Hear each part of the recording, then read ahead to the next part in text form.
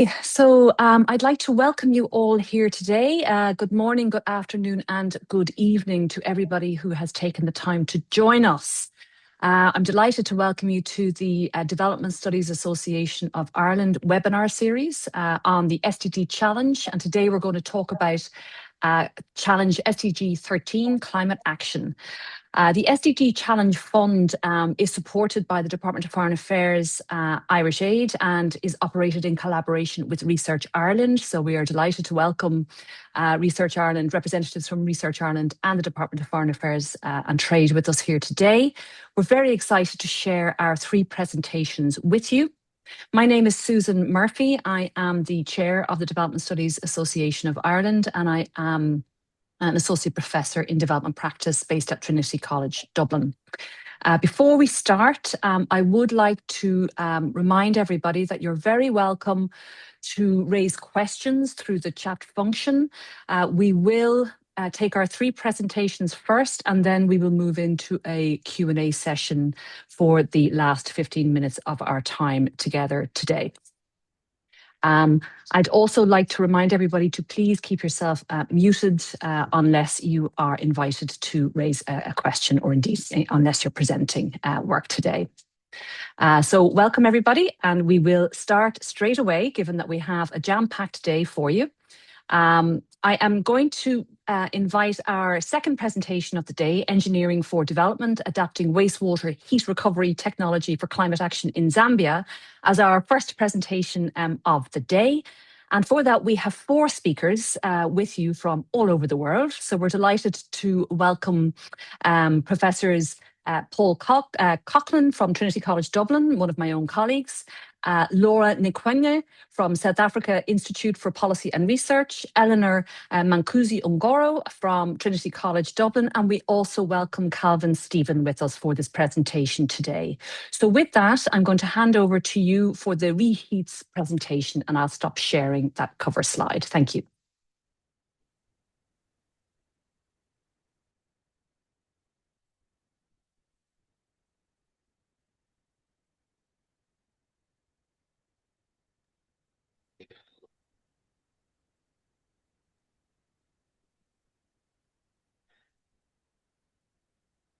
Good afternoon, everyone. Can you see the screen and the presentation? Yes, Eleanor. Yeah, perfect. That's perfect. Great. Thanks, Eleanor. And thanks, Susan, for the welcome. Eleanor, your image is, on my screen at least, partly in the middle of the slide. So I'm not sure what we can do about that. Yeah, now you're in bed.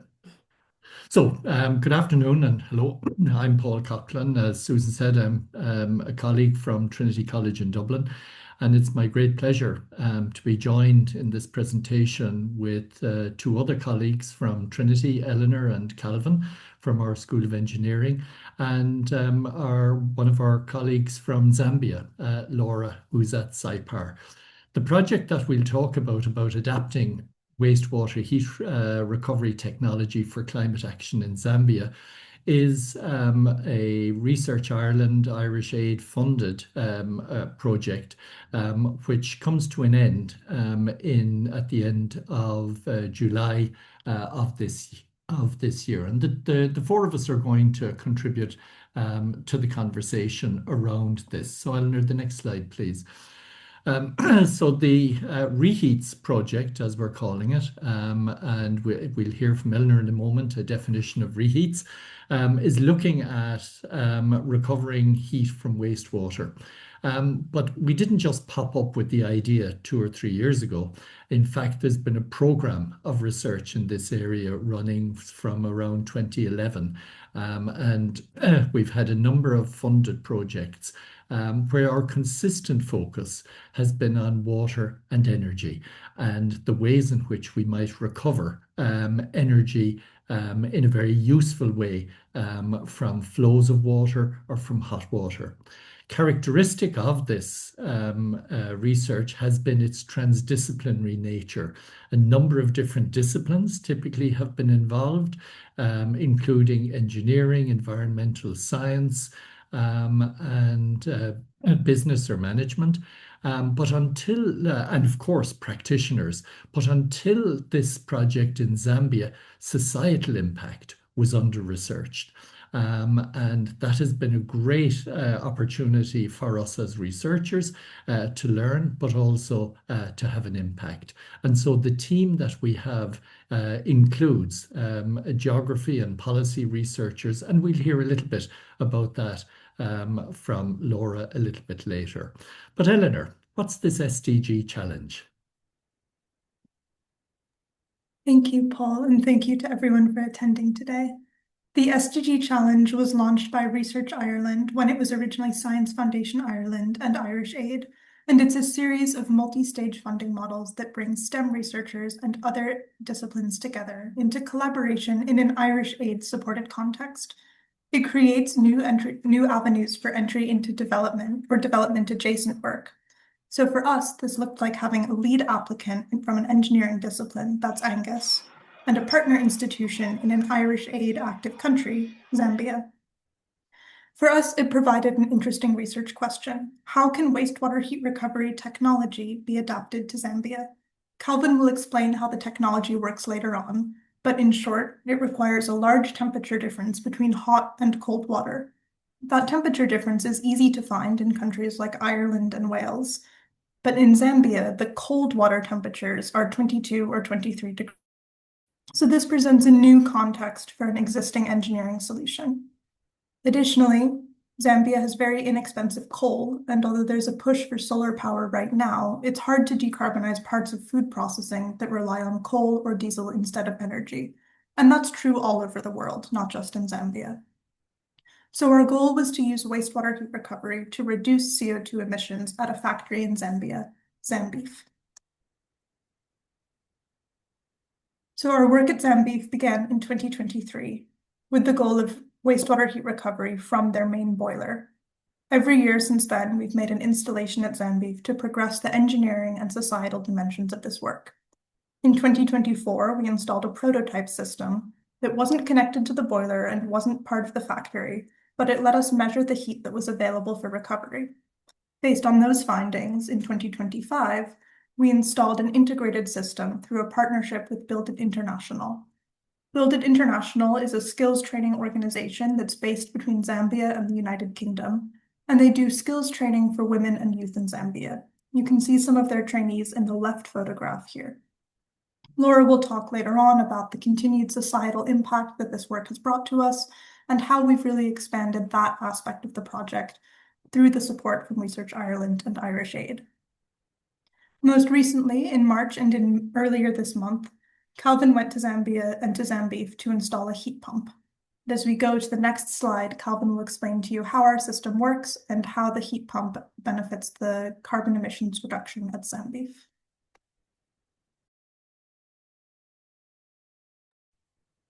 Thank you very much, Eleanor, for that introduction. Like Eleanor said, the main source of hot water in this system is the boiler blowdown process. So basically what's happening is like when boilers are operated over a long time, they need to be flushed out of any dissolved salts that are remaining in the water that is being changed into steam. So the process flush out that water with those dissolved salts into a drainage channel. So basically it goes to a hot well where it's supposed to cool there before it's being disposed to a hot channel. So in the diagram here, you can see at number 2, we have installed some heat exchangers in the hot well to try to extract the excess heat in this hot water that will later be sent to the drainage channel. This water, this heat exchanger circulates clean feed water that will then go back to the boiler for generation of steam later on. So at number 4, this water is sent to the storage tank where it is pre-saved before it's sent to the boiler due to depending on the boiler demand. And this water is sent to the boiler when the demand permits, and it is at raised temperature, allowing the use of less coal in comparison to a time when this coal is not, this heated water is not available. So to extend the capability of the system, we added the other component, the heat pump. So basically what is happening with the heat pump is like the current system without the heat pump operates only during the day, where it's depending mostly on the sunlight since it's using solar panels. At night, the system stops functioning, and then the temperature in the storage tank drops, which means it goes back to room temperature. But with the heat pump now, we are trying to equalize that temperature around 30, 35, 37 degrees. And that's basically what the heat pump does mostly there, to keep the temperature of the water in the storage tank at around 36 currently. But once the system is fully optimized, it will be able to push the temperature to around 55, which means we will only require to heat the water from 55 to boiling point for the boiler. Back to you, Eleanor.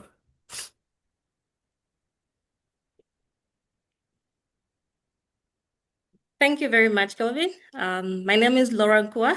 Good morning, everyone. Good afternoon. Good evening, everyone. I'm from SAIPA. SAIPA stands for Southern African Institute for Policy and Research. And I look at the social impact of the REHEATZ project. And the societal impact is an important aspect of the REHEATZ project, like Paul had stated. And to achieve this component, we partnered with Build It International. Build It International is an organization that focuses on training vocational construction skills to young and disadvantaged people. So what has been done since this partnership?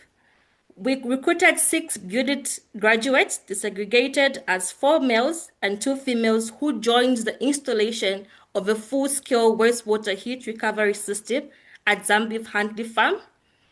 And then why does this partnership matters? It matters because the project showed that green innovations can be more than a technical intervention.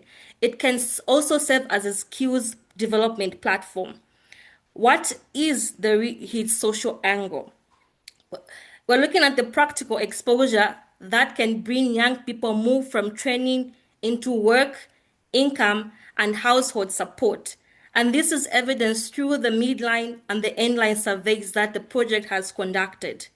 What is our key message? The project creates an important example of youth inclusion in Zambia's green economy. The second key message is that the REHEATZ project demonstrates how climate solutions can generate social value beyond environmental benefits. The third key message is that the REHEATZ project turns climate action into a pathway for inclusive development. And finally, the REHEATZ shows that social impacts can be built into technology projects from the start. Over to you, Paul. Thank you, Laura. And just to summarize, because we could talk about this all day, but we just have 2 more slides to go. And in summary, as we reflect on the work that we've been engaged in, this is a challenge project, and the focal challenge has been climate action. But of course, it has brought in other challenges like SDG 17 as well, and enabled us to engage with that. What has been hugely attractive by this kind of a project is the opportunity to engage in action on many fronts from different perspectives and to work across boundaries, academic to industry, within disciplines and across different country borders as well. And all of these really highlight the benefits. And there are challenges associated with this kind of a funding model, but it has certainly lifted our earlier research into the social impact domain in a very beneficial way. So the next slide, Laura, or Eleanor, please. So as we look to the next steps, and the project finishes officially at the end of July, Eleanor and Calvin and I will be visiting with Laura down in Lusaka next month, where we will have the demonstration event and the handover of the full-scale system to the partner company, where the invites are going out to the various participants from industry and government and NGOs. As we look at it as a project, it has seriously illustrated localization. We have been really intent on making sure that good ideas have come from, let's say, the engineers and the other researchers, but ultimately they're being realized through materials, people, resources, capabilities in Zambia. That we have been working on getting legislative support and in particular incentivization from government for this kind of activity. And as we look to those next steps, this is not transactional, this is relational. And we want to leverage those relationships to get the next steps going, which hopefully will include the establishment of a new venture, which will be located in Zambia, run by our Zambian colleagues for Zambian industry. So Susan, I see that you've popped up on the screen, and that's my signal, I guess, to say thank you very much. Thank you to my colleagues, and thank you very much. And I hope you get a sense of the excitement that we feel engaging in this REHEATZ project. Wonderful, Paul and team. Thank you very much, Paul, Eleanor, Laura, and Calvin. That was a really fantastic presentation, and I hope everybody took a moment to take to use your QR code and follow through with any more questions or to find out more about the project as it continues to progress. So thank you very much for sharing. I would ask our audience, I will invite questions following the three presentations. So with your permission, we're going to move forward now to our next presentation, which is FutureFarm. So I'd like to invite Professors Anne-Marie Ryan and Alan Mazimwe from Makerere University, and Anne-Marie is from the University of Limerick, to share their screen. And I hand over to you for your presentation. So very much looking forward to hearing about FutureFarm. Thank you. Thank you so much, Susan, and thank you, colleagues. So yeah, Alan is going to start, but even just from my own part, so this was an SFI Irish Aid co-funded challenge project that was running more or less in around 2024-25. And we got some sort of early stage funding for this project. So I think the findings that we're going to share with you today are from this early stage co-design processes that we engaged in with the farmers in Uganda, and even the process that we went through to bringing experts and advisors and then the farmers through this Futures and Foresight process. I'll start you with my colleague Alan, who will bring you through the first part of our presentation. A good day to you all. Our project was a design-led approach to building climate-resilient futures with smallholder farmers in eastern Uganda. And our team had Anne-Marie, I, myself, Owen, and Anthony. So we had this project in collaboration with the University of Limerick and then Makerere University. So what was our challenge?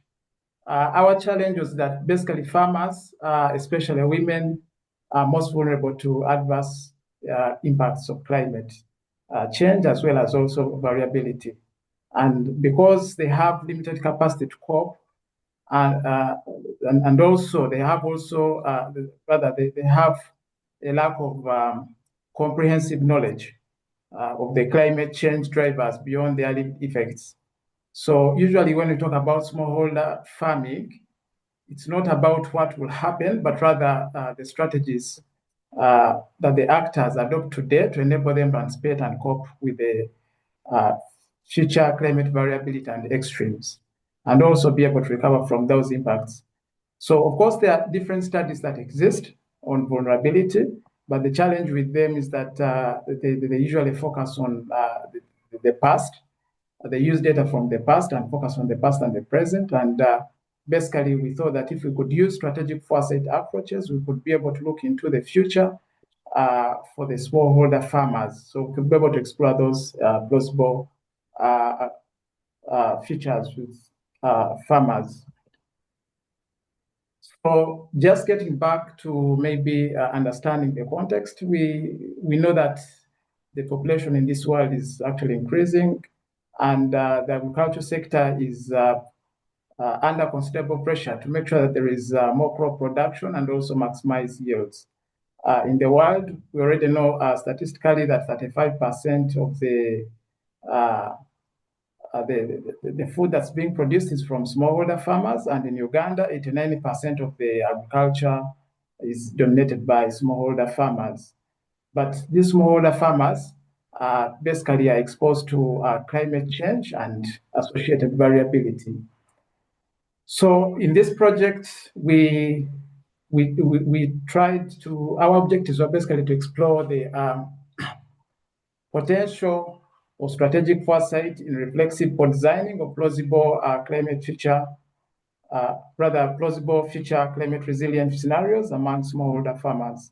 And to be able to achieve that, we examine the challenges and socio-technical imaginaries that exist among smallholder farmers, and also evaluated the climate resilient future scenarios that exist amongst smallholder farmers. So our study area was in eastern Uganda, in Bukedia. That area is lying in around 4 agroecological zones, and it experiences a lot of climate variability. And for the last 4 decades, we've had rainfall increasing. So there's a lot of climate change, and the temperature is very high. So the highs basically go for 30 to 33 degrees Celsius, and there is rain-fed agriculture that's predominant, and smallholder farmers basically have 1 to around 3 acres of farmland. So how did we achieve those objectives? We used a co-innovation approach to define a methodological framework for generating plausible features with the smallholder farmers. So for starters, we had an exploratory interviews where we engaged the district leadership and the political leadership to understand what challenges exist in the area, in the district, as well as also to understand if they had something that they would do, what would be the challenges that would solve first, and also where. So that helped us be able to get our study areas, and those were 2 sub-counties. And then we did a scoping workshop next, which had 15 participants from multidisciplinary areas, and we're trying to understand, brainstorm on the facts about smallholder farmers, and then we could be able to to reverse them and be able to understand alternative features. And then we're able to map the ecosystem, and then also the challenges, as well as also imaginaries that exist. Then from there, we had physical workshops, and that was basically participatory feature workshop 1, 2, and 3. The first one was with the researchers, and here we try to understand the seasonal, mapping the seasonal activities, as well as also the trying to be able to foresighting for climate resilient features. And the second one, we did it with the district leadership. So once we got the capacity, we were able to transfer it to the district leadership. And then the district leadership did it with the smallholder farmers. So the smallholder farmers were 23 in total. So in total, we had we had around 80 participants. And then during this session of the features workshop, we were able to understand the barriers to change, and then the drivers pushing towards the future, and then also be able to understand the critical factors. And then we're able to come back and have an online workshop, and that online workshop was basically like a retrospective to be able to reflect on lessons learned. So, like I already said, we used strategic foresight tools to be able to understand the futures of the smallholder farmers. So in the second exploratory workshop, we're able to identify 3 key things that farmers thought about that the experts thought were very important.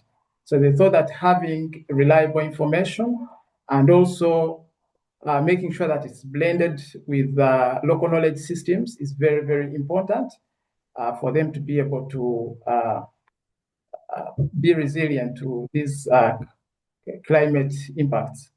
And then the other thing was that smallholder farmers usually use seeds that are bought, but then also others save seeds. The ones who save seeds seem to have lower yields, and the ones who buy the seeds on the market are exploited, and there are also trust issues. And sometimes they're expensive, but also sometimes the seeds don't work, and therefore you have a lot of trust issues. And then also that the population is increasing, and then there is land fragmentation, and farmers basically engage in subsistence farming. And then we did this was the result of the mapping of the ecosystem and then the stakeholders. So from the challenges part, we were able to identify from the smallholder farmers as well as also the multidisciplinary experts, we're able to identify soil degradation as the most important challenge that they have. And then also the extreme weather events. And then they also have the problem of markets. And also they have the problem of limited access to agro input. And then all the other factors, basically all other challenges seem to be, they could be solved if the other 4 were solved. So when we looked at this together with the participants, one of the things that was coming out was that what if we could have tools and methods for calculating profitability of agricultural production methods? So before I do the planting, I already have some kind of some feel of what is going to happen. And then also, what if we knew the intensity, rather the impact, or how the land use intensity is going to affect our soil health, and farmers maybe can be able to change the way they use their land just because they are interested in having better soil time or rather long-term soil health. So of course this implied that these were imaginaries of digital imaginaries that they were thinking about, and we could be able to have tools that would be able to do that. And now when we went to understand their seasonal activities, so we could see that here they were presenting their seasonal activities every month and their concerns. And then we're able to get this agro canvas tool that would basically define what is done when. And from there, we could be able to understand the concerns and then understand when these concerns are there, and then the information requirements, and then also what interventions could be done. And of course, when we look at this, we can already see that there's if we had some digital tools, they could help us to have something that creates some kind of ecosystem harmony. And then also, we can already ask ourselves, how these farm management practices effectively improve productivity and while they are mitigating climate change. And of course, such a kind of tool, the AgriCanvas tool, could be able to further be developed to be able to have such a kind of thing. So we also had this features triangle be able to give us the 3 dimensions: the pull to the future, the push of the present, and then the weight of the past, and then also identify the issues of relevance.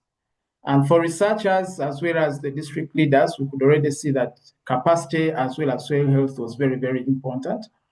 But then for the smallholders, we can see that for them, they don't think of capacity themselves, but they think maybe soil health and just the seeds, having the source of seeds may be very, very important. So we were able to create. Eleanor, I'm just wondering, because I know we're going to come up against the time frame. Will I try and bring us towards the end of the presentation? Do you think? I'm not sure, Susan, how much more time we have. left? We're just coming up to 1:30 now. You have 4 minutes left. 4 minutes, okay. So Anne-Marie, you can take over. Okay, will you still drive the presentation? So I suppose Yes. if you just bring that into, yeah, I just maybe a little bit more on the process as well. So while we showed you a number of strategic foresight tools in the kind of digital canvases there, if you noticed, what we actually brought into the field was much more low fidelity and really, you know, things drawn, very simple kind of shapes, canvases drawn on paper. And a big part of our process was this kind of train the trainer element where we were introducing these tools and frameworks.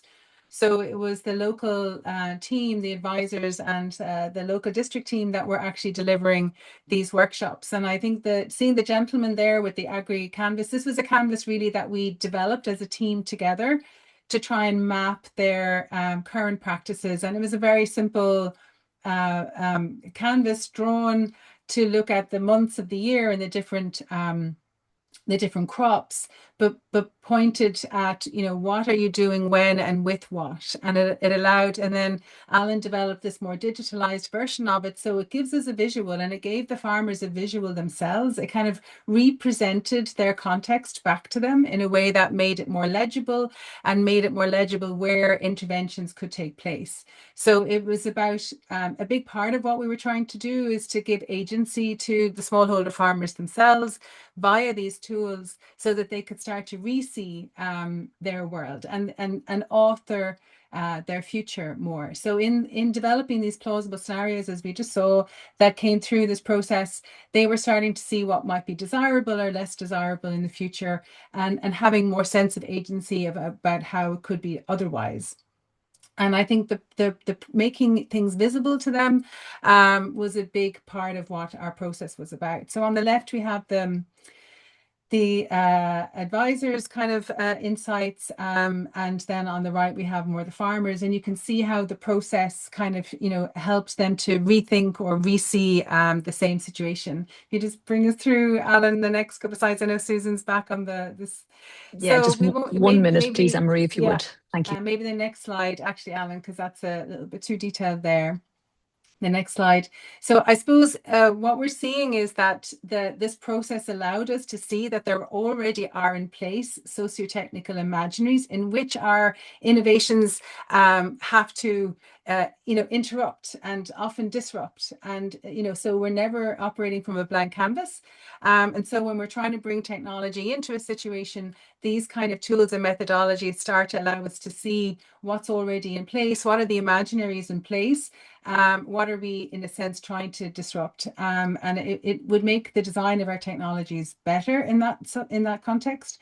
So we're also seeing the smallholder farmers as co-designers, as co-authors of their future as well, and these are the sort of tools and frameworks that enable them to do that. So we weren't just trying to elicit imaginaries, we were actually equipping them to imagine.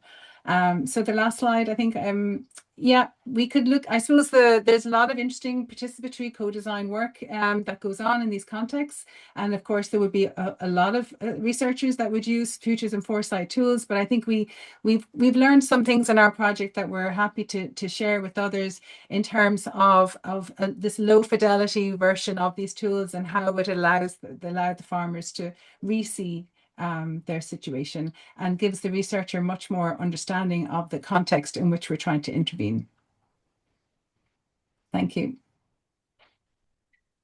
Anne-Marie and Alan, thanks so much for a really fascinating, very, very rich presentation. We really do appreciate your contribution, and I am sorry to have rushed you there. I do encourage our audience members, please do, if you have any questions, pop them into the chat box, and we will return to those questions towards the end. And thanks to our first two presenters for our first two presentations for keeping so well to time.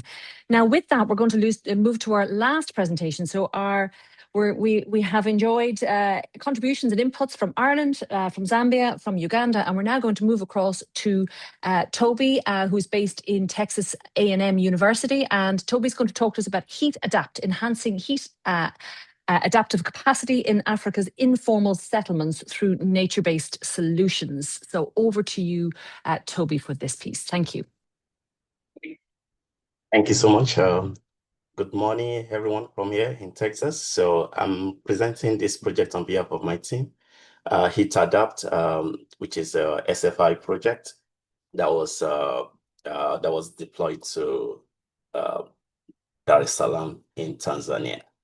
So HIT Adapt is, as we know, is a SDG Challenge project funded by SFI and REHEATZ.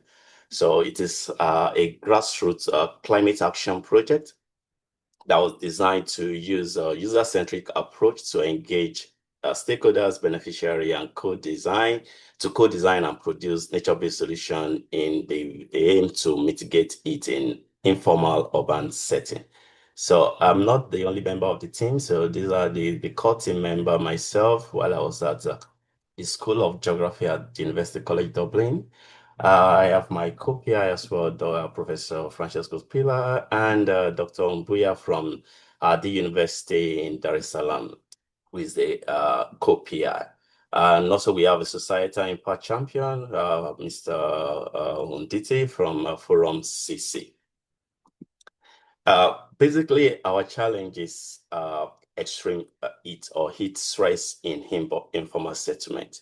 Of course, extreme temperature, and I read on the news, called my friends in Ireland, in UK last night, and it was like, okay, yeah, it's been hot in Europe in recent days, but this is almost like the norm in many parts of Africa, just because of the location of the continent. But also beyond the problem of extreme temperature, which we can attribute a part of it to climate change. Also, there's an epidemic of or widespread of informal settlement in many African cities. This is because the rate of urbanization is not meeting up with the challenge of house. It's not meeting up with housing demand, for example. And so there's growth in urban informal settlement. For example, in Dar es Salaam, Tanzania, about 70% of the population live in more than 100 informal settlements. And these are jam-packed areas.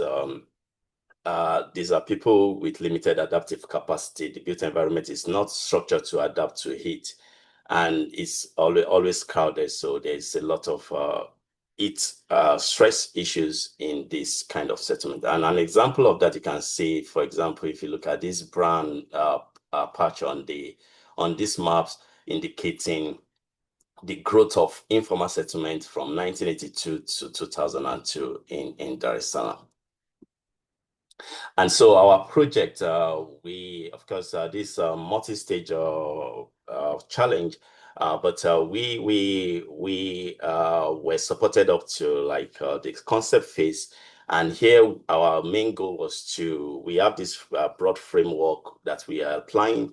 So we're learning a lot from stakeholders and beneficiaries through surveys, through interviews, personal exposure, monitoring in the community, and also with the goal to learn about their heat exposure and use those information also to learn about their willingness to adapt to heat using nature-based solution, and using all this information to create like a solution towards heat adaptation in the community.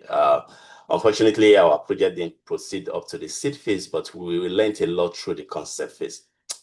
We engage a lot of stakeholders from the Federal Ministry of Environment, from the Health Department, from the community themselves, just to learn about the challenge of implementing green nature-based solution in this kind of unique environment. Of course, we were engaging a lot with people, dwellers of this community, particularly in Nkhuwa, which is one of the biggest informal settlements in Dar es Salaam. And so this is just to give you a picture of where we had. Of course, Tanzania is one of the East African countries, and the biggest city in Tanzania is Dar es Salaam. We use local climate zone mapping technique to be able to categorize the urban environment into different typologies. And our location of interest is actually Nkhuwa, and we can see that it falls into this yellow zone, which is lightweight, low-rise settlement. That means the materiality of the buildings is very poor, it's lightweight, it's compact, and also the soil. Also, it's showing natural soil, so most of the time it's flooded. They had a lot of flooding issues in this kind of environment as well. But beyond that, we were more invested for this phase in validating the challenge. So we need a lot of surveys. We conducted a lot of surveys.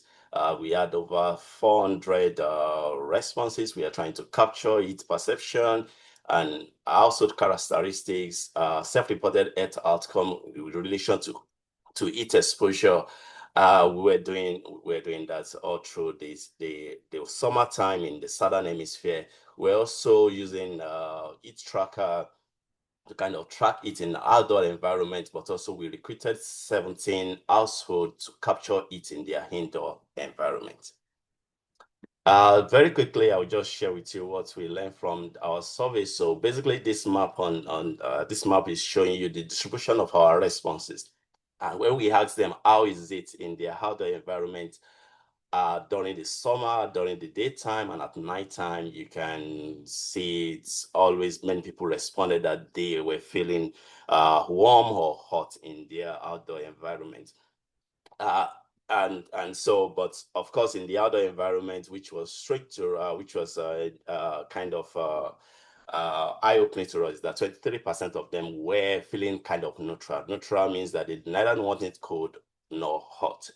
But at nighttime as well, they were also having the same feeling, but of course, it's more skewed towards the cool side, especially if you look at the distribution. But one thing that we also learned is that whether they are feeling warm or hot, majority of them, they are saying that they are feeling very uncomfortable. So 95% agree that even though their response to their perception might be contradictory to this, but in terms of their thermal feeling, they said it's been very uncomfortably hot for them.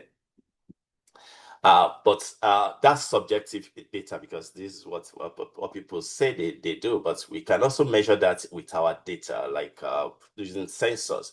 And what we found is that during the daytime, you see, many of them are living in a condition where if we use the heat index category, can be characterized as extreme caution or danger situation, regardless of the month. You can say the what's it called now? The brown and the red line, they're showing those extreme conditions.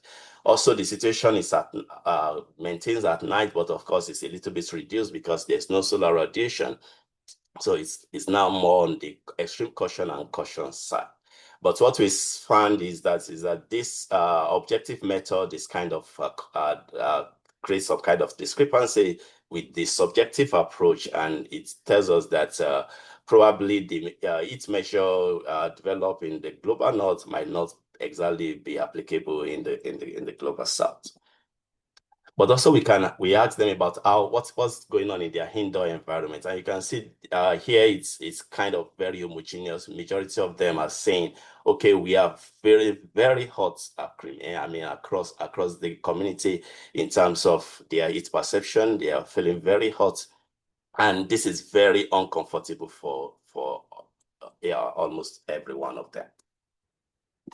But also we tested we categorized the housing into different typologies. So I will not bother you what these clusters means, different configuration of the housing characteristics. And regardless of the housing characteristics you have in the indoor environment as well, during the daytime and at nighttime, over 50% of the time in indoor spaces, especially during the daytime, is in danger condition. So the indoor environment is not as well as palatable. The same goes at night as well, that they begin to have the danger situation. Of course, it's minimal. There's no extreme danger, but there's a lot of dangerous heat exposure level going on. The exception will be in January, where there's more like caution, which is a little bit mild, but then it's because there was too prolonged heavy rainfall that brought down the temperature really very low during this period. We tried to use our objective measure to kind of compare what's going on outdoor and what's going on in the houses. Again, this cluster means different configuration of the housing, whether it is whether it has roof ceiling or not, whether the kind of roof material that was used, and all of that. But the lesson is the same. In the outdoor environment, I mean, during the daytime rather, we can see that the indoor and the outdoor heat condition is kind of uniform, but at some point in the daytime, the indoor environment become even worse than the outdoors. At nighttime, the indoor heat levels are always is greater than the outdoor situation. And this can be linked to several health challenges. For example, it can induce sleep difficulties that can lead to other kind of issues if not curtailed. In terms of nature-based solution, our survey also captures some of to learn about what they think about nature-based solution to solve this heat problem in this environment. We asked them whether or not they are aware of nature-based solution. Of course, that's kind of a technical term that might, but we train our interviewers, our survey administrators to kind of explain this term to them. But what we learned is that about 64% of them are not aware that nature-based solution could mitigate it.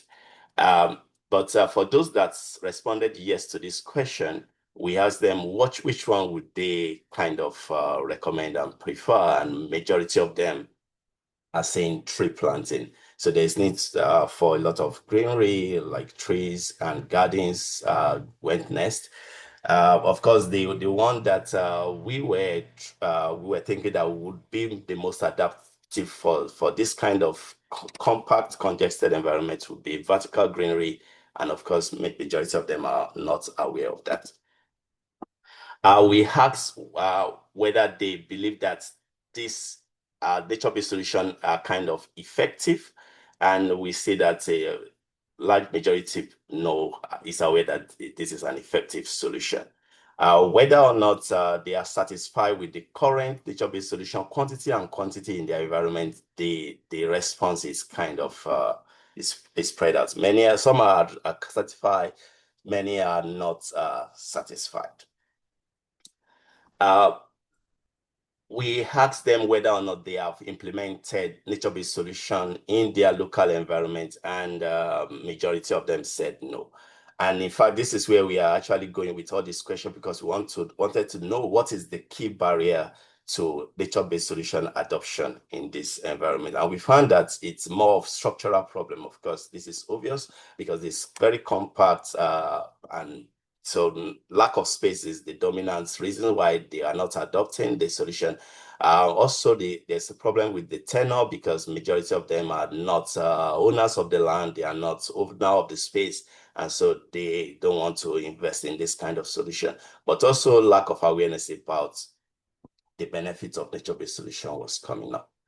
So overall, we have learned about we have been able to validate its challenge in the informal urban environment in the global south, especially in Tanzania. And what we find is that nature-based solution for mitigating heat stress are perceived effective, but there are barriers to the implementation. So I'll stop here. I want to thank our funders, the SFI, and together with REHEATZ, will partner with us on this project. Thank you very much. Thanks so much, Toby and team. Thanks, Toby, for dialing in from Texas to share the insights from the presentation. That was really, really helpful.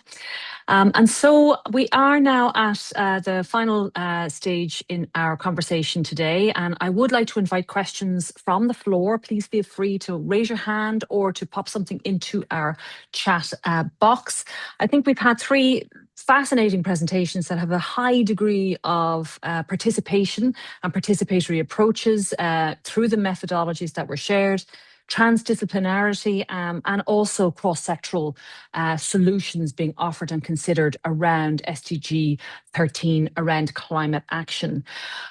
I don't see any hands pressing or any questions emerging through our chat, so I might start by inviting each of our three presenters to share with us a few of their insights around maybe some of the opportunities and the barriers that they might see for their projects when it comes to questions of scaling and scaling up, particularly with that the kind of the implications for social benefit in mind. So maybe Paul and Eleanor, if I could start with you, given that you gave us the first presentation today and some of the challenges you may have, or indeed the opportunities you might see around scale up for the work that you have done.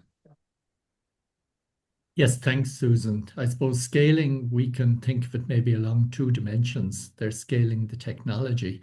And to an extent, we've already done that, moving from the laboratory and the simulation through the pilot and into a full-scale working system.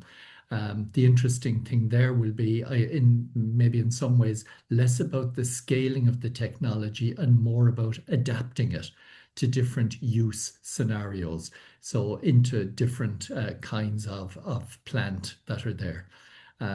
So that'll be an interesting engineering challenge, and central to doing that will be undertaking feasibility studies in other firms, gathering some useful data. In terms of the social scaling, maybe Laura, as somebody closest to our work on REHEATZ. Laura might comment on some of the challenges we might face in generating the awareness, building the skills, and I suppose reinforcing the kinds of values that certainly we share in the project and making sure that they're transferable. Okay, so I think I would like to talk about the gender aspect. It's something that came out. I recently presented at a conference, and gender in construction is it's an interesting thing in construction. So you'd find that it's easier for people to employ females to employ males, and they would employ females. So I think tackling the gender aspect in construction is going to help very much. And then my takeaway would be that we need to be intentional even as we do green projects. Green projects have a potential for social impact, but only if people if project developers are being intentional from the planning stage of the project. Thank you very much, Paul. Thanks, Laura. Susan, there's one other contribution we could make on that if time permits, and that maybe would be from Eleanor. And Eleanor has been developing a proposal for the Ministry for Green Economy and the Environment in Zambia. And there have been some interesting challenges in progressing that proposal. Eleanor, maybe you have a few thoughts to share.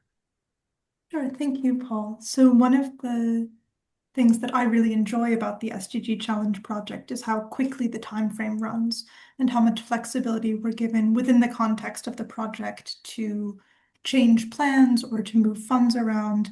And we feel as though we can work very quickly to get the things that we'd like to get done. However, working with the government ministries is definitely the opposite end of that, where they move very slowly and their timelines don't always match up with what we're able to do as a project. So while we've been working with them for the last 2 years on a piece of possible legislation, we know that they're not as interested in considering it on a timeline before the end of our project. So being able to set up continued meetings with them and continue to work with them to ensure that even after REHEATZ formally ends as an SDG Challenge project, we can continue our engagement with the ministry there. And hopefully after Zambia has a general election in August, which is also a political timeline that they're working on. So matching the timelines of our stakeholders with our timelines has been both a benefit and a challenge. Fantastic. Thanks, Eleanor. Susan. Thank you. Thank you very much for those insights. And you covered actually a number of different kind of topics that I was thinking of as I was listening to your presentation. So that's really helpful. Anne-Marie and Anne, could I invite you to comment on questions around scale, scaling up and scaling out, particularly given the kind of labour intensivity, I think, of the project that you shared with us today, due to its deep participatory approach? Yeah, I think in some ways, from a methodology point of view, we identified, and this was kind of not always by design up front, but something that unfolded, was that actually it doesn't take very much for a methodology to travel. It just takes a little bit, so we developed a facilitator guide, but we were willing to make a canvas that was very low fidelity. So it doesn't actually take too much. And actually, maybe the simpler methodology is not in its concept, but in its materiality, then the more it will be mobile and move around. So in that sense, I think, and there was a huge appetite, but what I think one of the problems or the issues that we faced as a group was the efforts, I suppose, to bring a community on board. And we are, going through the different kind of layers of local government and, getting everybody on board and sort of permission to be on the land, right to the local district leaders. And so you bring them on board, and it speaks to Eleanor's point about sort of the effort and the bringing along and building those relationships and working closely over time. And I suppose that's a big challenge, because it's very much required in order for the work to unfold in a way, but it has to be repeated every time. It's not something that you can sort of streamline. It has to be done each time. There's no shortcut to it, and that it often then isn't. I don't know, we felt, I suppose, that we brought the group along to a certain point, but we couldn't bring them any further because of the funding. So we had a stumbling block there. So I think the issues of scaling, because and I think Eleanor's point about there can be a disjoint between the project's timelines and deliverables and what's needed on the ground, and the sort of the tension points between those, which maybe are a matter of course, but they're something that we experienced in the project, I would say. Fantastic. Thanks so much, Anne-Marie. That's really, really helpful and very, very rich, I think, for those of us who engage in participatory work and the labour intensivity around that. Toby, I'm going to come to you for any comments you might have related to your project. And also, there is a question for you, actually. So if you could talk to us a little bit about scaling. And then there is one question for you in our chat box. And it is, what are some local methods that occupants normally apply to reduce the amount of heat temperature in the night or in the day amongst the participants of the survey that you undertook? Okay, all right. Thank you for that. Probably I'll just take it on from where Anne-Marie actually stopped. I think the major challenge for us is about the timeline as well, because some of the solutions that we were proposing, even though we spend a lot of time validating the challenge in the process of trying to buy time to get community buy-in, the government and everyone, is about the timeline, basically, because the implementing greenery and also evaluating their impact in this kind of environment, of course, even anywhere, it's time consuming. So because we have to talk about whether the community is able to give us the land to implement green spaces, whether or not we can be able to build a model home where we can install greenery solution and then evaluate that. So there's a lot of time constraint, and you can't deliver all of this within 6 to 12 months. So it's a kind of a challenge for us. But also in terms of the locality as well, the compactness of the space, the trust of the community, because like as we learned in the process of time, was that this is an over-researched area, that there will be a lot of promises to deliver solutions to them, but eventually the solution would not come. So that's one thing. But also we learned from, because later on there has been some kind of social intervention that tried to move people away from this community to a more informal setting. But when we went to that kind of community as well, what people were saying was because they have been separated from the city, so it's a fallback. There's a fallback on their economic status because now they are very far away from economic activity. So some of them eventually crept back into these informal settlement areas. All right, so but to go next to your question, the question that was asked about their local adaptations. 1 minute if you could, Toby, because we're just coming up against the hour. Thank you, and apologies. Yes, so majority of them would change. They are looking at changing their clothing their clothing level. Some they are modifying their window size. Majority are using even not so modernized insulation, and so on and so forth. So we have a paper coming up on that. I'm happy to share when it's published. Thank you. That's fantastic. And I think I just want to say a huge thank you to our presenters today for sharing what are incredibly rich insights from the projects that you have done. And I hope that we in DSAI can do something to support and sustain the institutional collaborations and linkages that have been established through all of these projects. I would, very much encourage you to link in with our community. We'd be very happy to disseminate and share and showcase any of the research that emerges, but also to think about ways in which we can build and strengthen these important collaborations that take a lot of time to develop, and how do we sustain them then over time. With that, I want to say a huge thank you to everybody here for taking the time out. It's lunchtime here in Ireland. I know it's very early for Toby, and I know it's later on in the afternoon for all of our colleagues who have joined us from Uganda, from Zambia, and from elsewhere.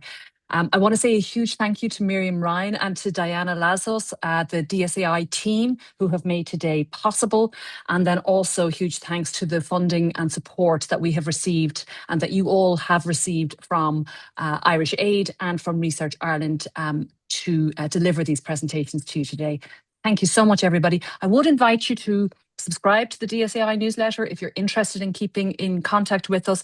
We will be hosting our next webinar, again showcasing research in September of 2026, and we would love for you to think about us and join us at that time. And with that, I want to say thank you, wish you all a fantastic day, and look forward to staying in contact with all of you. Thank you. Bye-bye now.